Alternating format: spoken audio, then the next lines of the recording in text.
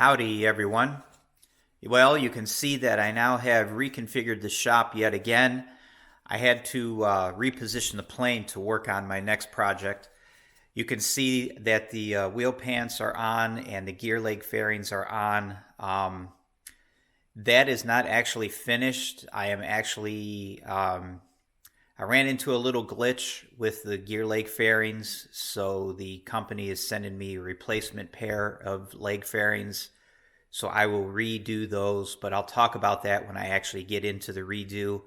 It's no major thing. It's just something that I noticed, and I discussed it with the owner, and he agreed to send me out a new pair. So that's kind of on hold until the new gear leg fairings show up. So I moved the airplane and I moved the rest of my equipment around in the shop so that I can work on the tail. So I'm going to be working on this fiberglass fairing for the empennage, and obviously, in order to do that, I had to install the horizontal stabilizer and the vertical stabilizer. And in order to do that, I had to move the airplane around so I can put those pieces on the fuselage. So I've got the wing cradle, used to sit here in this gap where the garage door is, and I now have it located just next to the plane.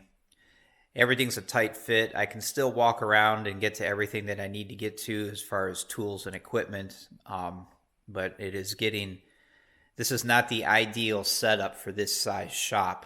The way that I had it before was pretty ideal, with the wings tucked away in that recess there, the fuselage kind of on a diagonal across the shop, and then this bench could pretty much go wherever at that point. But with it configured like this, it's a little bit of a tight fit, but you do what you can with what you have. So here is the gist that I'm going to be using for this empennage fairing.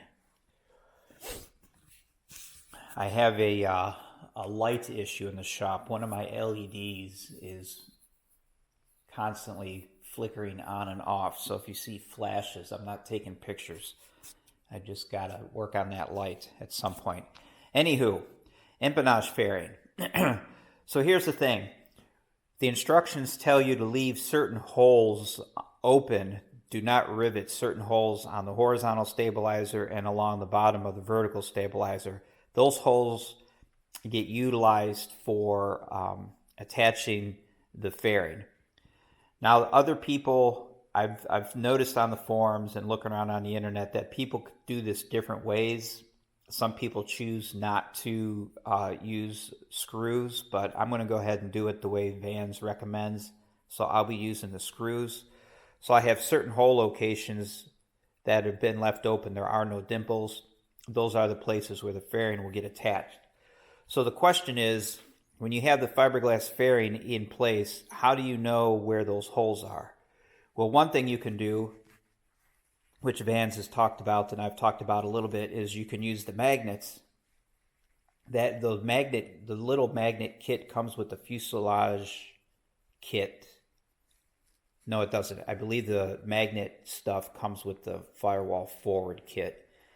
But that is simply, if you have metal parts, which I don't, this is all aluminum. I haven't put the nut plates on here yet. But if I had nut plates here, I can put a magnet on the back side, put the fairing in place, and then this magnet would find its mate magnet underneath, and you can mark and drill the holes that way. I've talked about that before.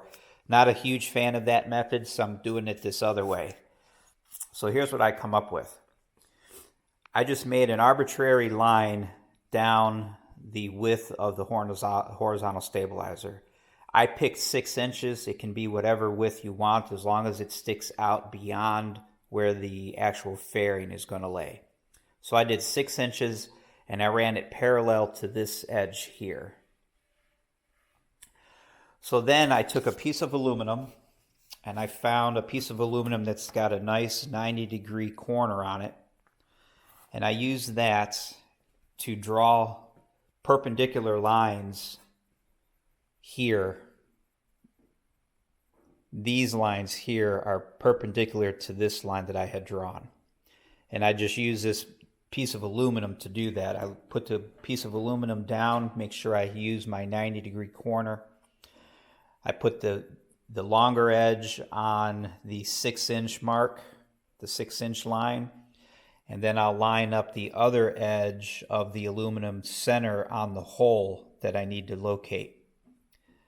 So I'll line that up along this edge and along the center line of the hole, and then I'll draw another line.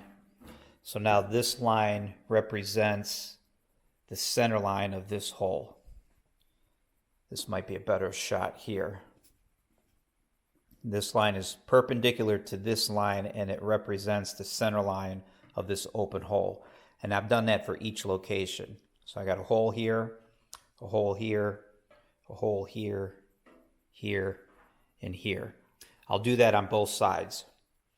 Then when I get the fairing in place, all I have to do is follow this line, trace it up onto the fairing, and then I can locate my hole. And I'll get to that when I get there.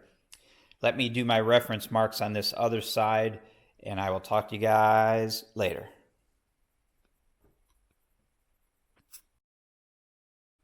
Howdy, everyone. All right, so I've got my grid laid out, if you will, on these tail pieces. I'll come around to this side because I think the lighting might be slightly better. So like I talked about, just a line parallel to this edge of the horizontal stabilizer. It doesn't matter how wide you make it. You just want this line to be well outside of where the fairing is going to sit. So I made this one 6 inches, and then perpendicular to that line, I drew lines representing the center of the holes that are going to mount the fairing itself. I did the same thing on the vertical piece. This line I made 5 inches from this bottom edge. And again, perpendicular lines coming off of that to the center of each hole that's going to mount the fairing. You'll also see that I've made measurements for each one. Just a measurement from the line to the center of the hole. And that particular dimension is 5 11/16. Since this line is parallel, these dimensions are all the same. And then on the vertical, that measurement again from the center line of the hole to this intersection of the lines is 4 11/16. And again, since the line is parallel, those are all the same. I've measured each individual one just to be sure, because if you don't get the line straight, if you don't get the line parallel, like on this instance here, here's my line, and it runs just uphill a little bit because these dimensions down here are 4 11/16, and then it starts to become more like 4 3/4 at this end. So measure each individual line and put its appropriate distance where you can read it. So now that that's laid out, I can put my fairing in here, and I can start working on getting it fitted, and I can start locating these holes using these measurements and the lines, and I'll show you that when I get there. So I'm going to start fitting that fairing as best I can, and I'll talk to you guys later.